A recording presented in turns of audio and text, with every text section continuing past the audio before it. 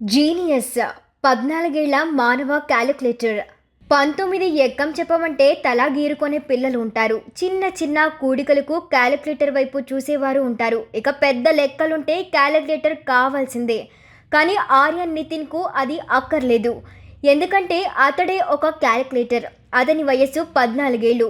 ఎంత పెద్ద నంబర్తో లెక్కలు ఇచ్చినా సరే అవలీలగా చేసేస్తాడు. ఆర్యన్ది మహారాష్ట్ర. 6 ఏళ్ల వయసు నుండే మనసులో లెక్కలు వేయడం, సమాధానాలు కనుక్కోవడం చేసేవాడు. అతడి ఉత్సాహం చూసి తల్లిదండ్రులు ప్రోత్సహించారు. ఆర్యన్ రోజు 5-6 గంటల పాటు కష్టమైన లెక్కలు సాధన చేసేవాడు. ఎంత పెద్ద లెక్క చెప్పినా మనసులోనే చేసి టక్కున సమాధానం చెప్పేవాడు. దీంతో అతని ప్రతిభ గురించి అందరికీ తెలిసింది.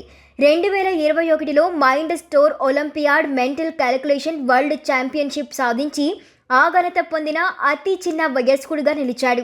2022లో జర్మనీలో జరిగిన మెంటల్ క్యాలిక్యులేషన్ వరల్డ్ కప్లో పాల్గొని మొదటి స్థానంలో నిలిచాడు. అంత చిన్న వయసులో ఆ ఘనత సాధించిన వ్యక్తిగా నిలిచిపోయాడు.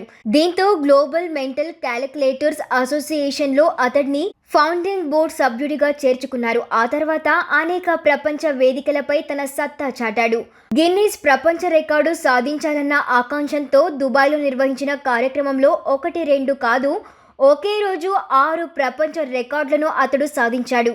30.9 సెకండ్లలో 104 అంకెల నంబర్లను కలిపి సమాధానం చెప్పడం, 1 నిమిషం 9.68 సెకండ్లలో 204 అంకెల నంబర్లను కలిపి సమాధానం చెప్పడం, 18.71 సెకండ్లలో 55 అంకెల నంబర్లను కలిపి సమాధానం చెప్పడం.